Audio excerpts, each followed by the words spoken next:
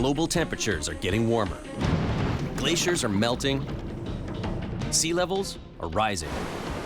Scientists agree that increasing carbon dioxide emissions in the atmosphere are changing our climate. For some, where those gases are coming from is still a matter of debate.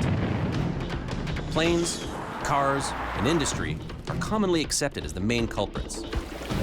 But volcanic eruptions are also known to throw huge amounts of gas into the atmosphere. I'm making it my mission to climb into one of the world's most active volcanoes to find out if those gases are contributing to climate change.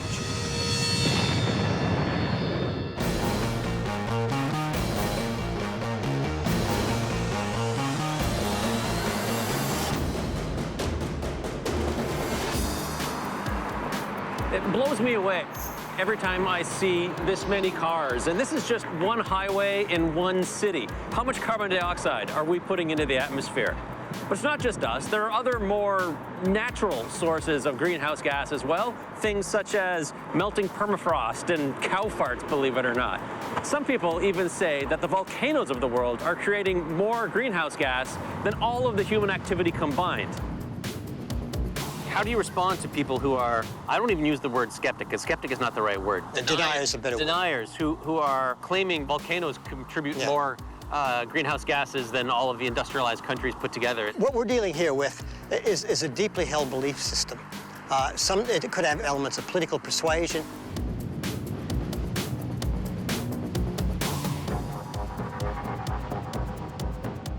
They're usually sort of predisposed to believe anything that means you don't have to do anything, don't have to take action, right? So if it's just volcanoes, well, there's nothing we can do about that, so that's fine, just let the volcanoes go off and nature will take care of itself, you know. At any given time, there are 50 to 60 active volcanoes around the world. Eruptions expel huge amounts of gas into the atmosphere, which some believe is leading to climate change. I don't know if I buy that, but it's something I really need to check out. And I know just the place. My curiosity brings me to the nation of Vanuatu.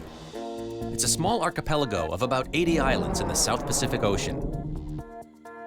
I've landed in the capital of Port Vila, but my final destination is the neighboring island of Ambrym, the home of one of the world's most active volcanoes. The weather there is notoriously awful.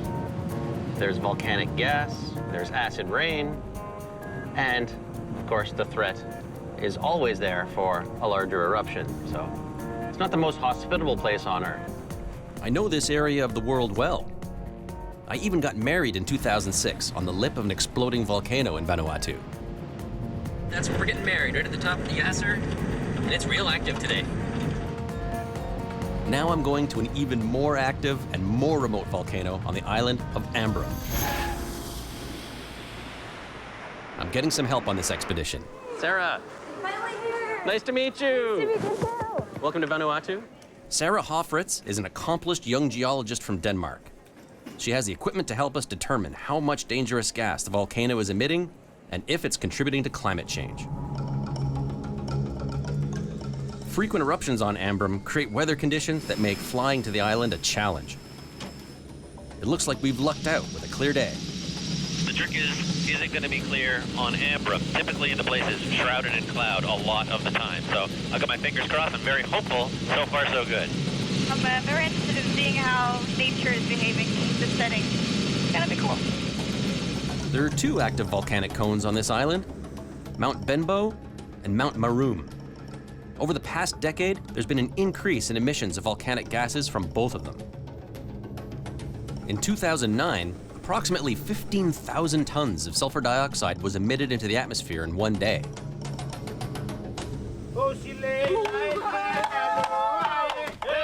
Despite the danger of these frequent eruptions, almost 9,000 people live on the island of Ambrym. To them, the volcano is a part of life. Before we head to the summit, Sara and I want to gauge the effect the volcano is having on the local village of Endu. Is this your drinking water? Yeah. This water has a source right up on the mountain. And is it from a well? No, or a spring? It's spring water. Spring water. Yeah. During major explosive eruptions, huge amounts of volcanic gas, including sulfur dioxide, get ejected into the atmosphere. Large clouds can pollute the air downwind of the volcano, and when mixed with moisture, can lead to acid rain. This contamination has harmful effects on water supplies for people, plants, and animals. Sara came equipped to determine if this community is at risk. Today, we're testing the drinking water. What do we have here? This is a conductivity meter, and that will tell me how many ions in the water. 270. Yeah, 270 microsiemens. So that means there definitely is some ions in the water. Very likely some sulfur and some fluorine, which is still rather high. To put it into perspective, pure drinking water typically contains less than 5 microsiemens of concentrated minerals. This town's water is over 50 times that amount. Drinking contaminated water can damage teeth and bones. A recent government of Vanuatu report predicts a dire future for the island as future eruptions and resulting contamination from acid rain is almost certain.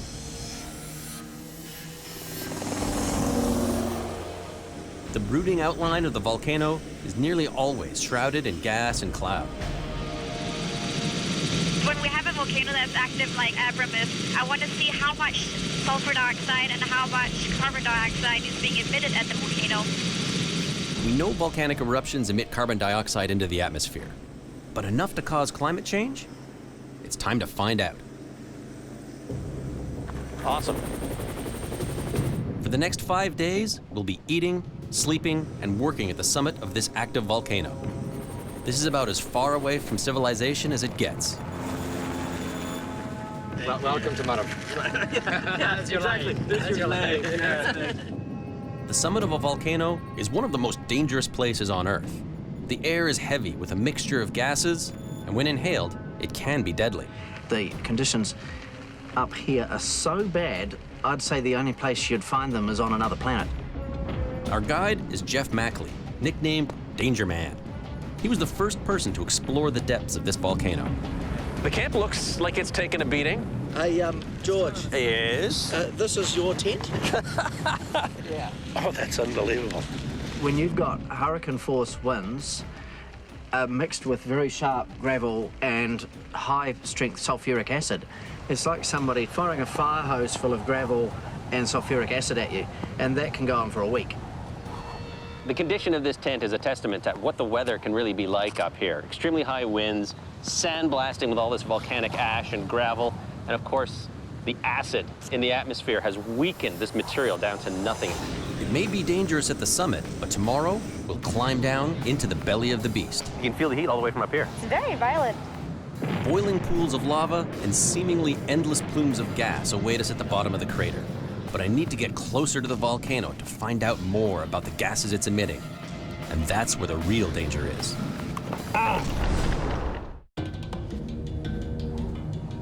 Very few volcanoes are capable of producing the amount of gas that Ambram can. There are several vents here that are all vigorously degassing hydrogen sulfide, sulfur dioxide, carbon dioxide, hydrogen fluoride. Are these dangerous gases contributing to our warming planet? Sara has the latest technology to measure just that. She's using a fly speck to measure the sulfur dioxide levels in the air at Ambram. So now it's scanning through the plume, going from over here and scanning the way through. This data will reflect the amount of toxic SO2 at the summit and help us understand if and how this contributes to climate change. But to get more data, we'll have to go straight to the source. Sara is getting her chance to go into the volcano, so this is going to be really, really fun. But today, visibility is poor, and I'm hoping it doesn't get any worse. The entire crater right now is completely filled with gas. But let's try and see if it clears up. Yeah. Yep. All right. Are you good to go? I feel so. For even the most experienced climber, this descent is a challenge. Nice steady creeper. Brad, our guide, will be leading us down the tricky descent, and I'll be following behind Sara. With almost a straight drop of 1,200 feet to the bottom, a lot could go wrong. To get down to the bottom, it's so deep that the ropes just are not going to be long enough, so we have to do a multi-stage rappel in 3 different steps. Can you imagine all this used to be covered by rock, and then it had this big explosion, and now we're just in the hole of it? Now that Sara has safely reached the 100-yard ledge, I can start my descent.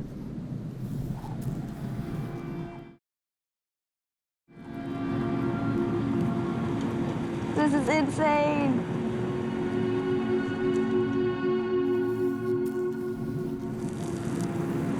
It's beautiful. You know, everything around here is trying to kill you, but apart from that, it's great. The weather is closing in, making it hard to see where we're climbing. Not feeling very confident about this.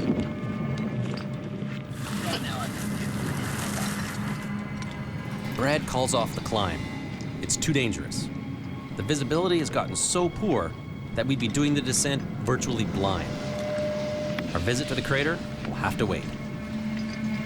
Maybe next time.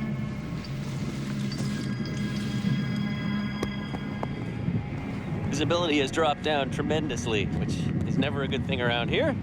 And I'm starting to feel some drizzle coming in, which usually leads to torrential rains and storms.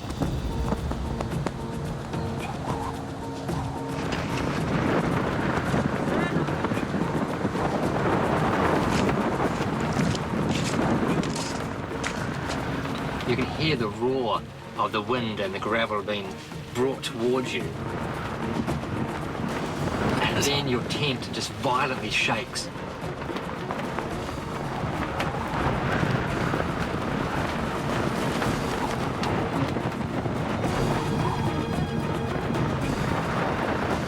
And it just keeps battering and battering and battering your tent until, you know, bit by bit there might be something that comes loose.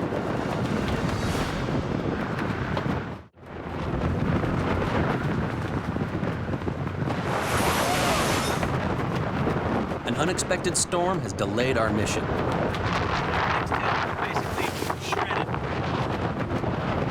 We need to seal that corner up too, or we'll lose that.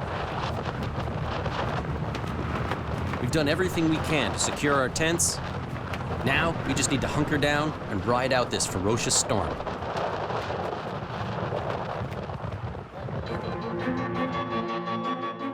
It was a tough night, but by the morning, it's over. Now we have to get back to work, which means getting to the bottom of the crater, poor visibility or not. Sara isn't joining me on my descent today, as last night's storm took away her valuable research time. The goal is to get all the way to the bottom, 1,200 feet, gather some rock samples for Sara, and get some thermal imagery of the lava lake itself. Big day today. Rock and roll.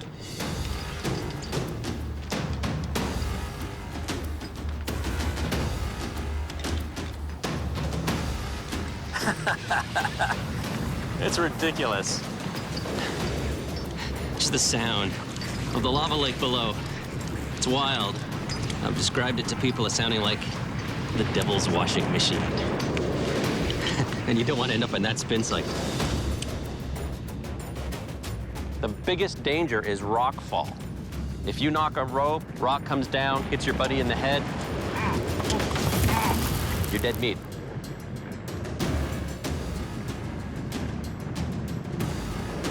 The trick is slow and steady, nice and safe, because anything and everything can go wrong here.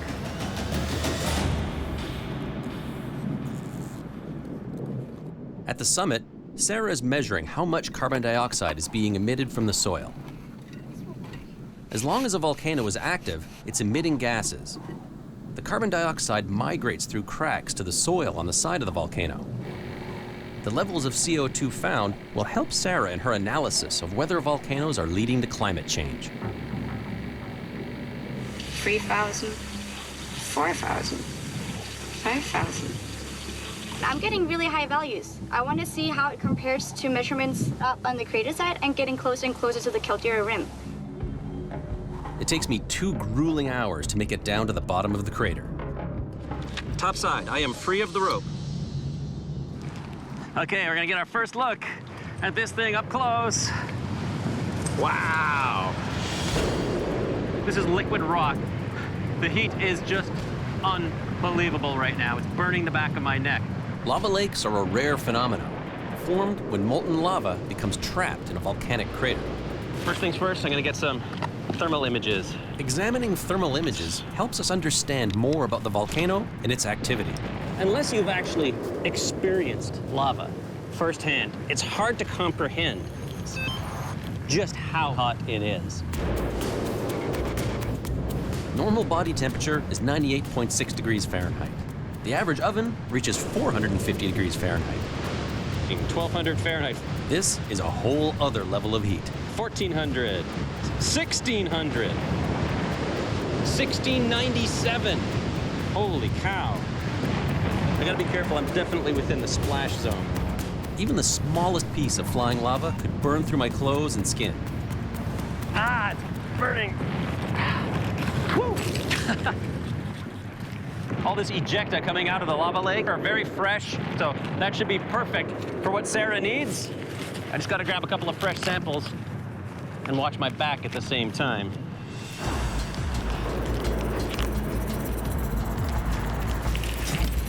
It's really scary turning your back on this thing.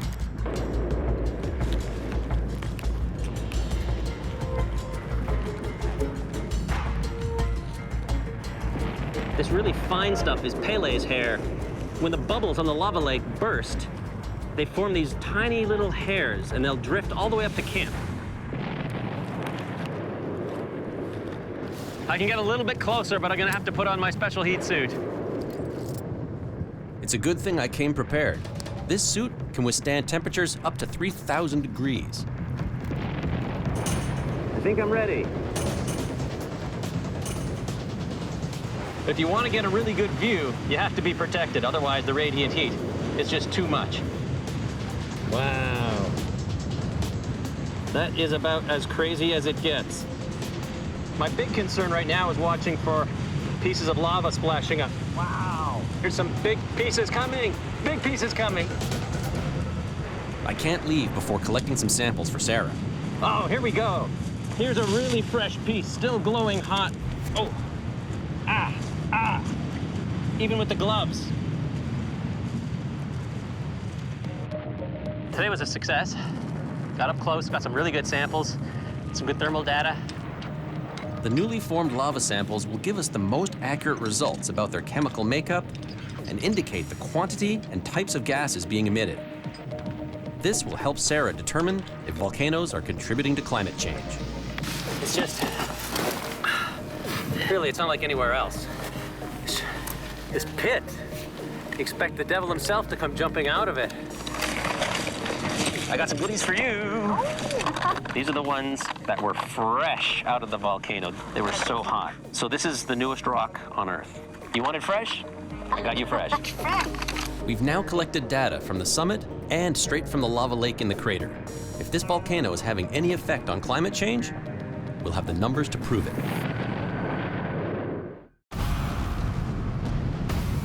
We've spent the last few days on this volcano gathering data to help investigate the claim that volcanoes contribute to climate change. Now, it's the moment of truth. What you got? I'm looking at some of the data, and I've summed it up. First, Sara analyzes the carbon dioxide readings she took from the soil surrounding the volcano. How much gas is it emitting? The carbon dioxide is up around 21,000 tons a day. 21,000 tons a day just from here, yeah? Yes, from the Ambrum. Next, Sara adds up the sulfur dioxide emissions she took at the summit to see how much Ambrum is releasing. The volcano here is emitting around 7,800 tons a day. It's a lot of sulfur dioxide. But to get a clear answer, Sara needs to add the sulfur dioxide and carbon dioxide results to the data that's being collected from other volcanoes around the world. Total volcanic budget, global, that's 0.26 gigatons a year. So it's quite a lot. But most importantly, how does that compare to human activity? Human activity is 35 gigatons a year. 35 gigatons. Yes. Versus 0.2 for all volcanoes combined. Yes. So, do volcanoes contribute to global warming? I think you're gonna say no. No. Definitely no. It doesn't. We have the numbers to prove it. Yes. In fact, according to data collected by scientists around the world, the sulfur dioxide gas being released here can actually help the planet. The gas forms tiny droplets of sulfuric acid, also known as volcanic aerosols, which block sunlight, and that causes the climate to cool. After large eruptions like Mount Pinatubo, Mount St. Helens, detectable drops in temperature were found around the world due to sulfur dioxide and other aerosols in the atmosphere from these eruptions. Even with all this unimaginable heat, power, and gas that comes out of not just this volcano, but all the world's volcanoes, the amount of greenhouse gas that comes out of them only amounts to about 1% of the total greenhouse gas emissions into the atmosphere. Whew. The rest comes from us. Volcanoes are not to blame. We have volcanoes to thank.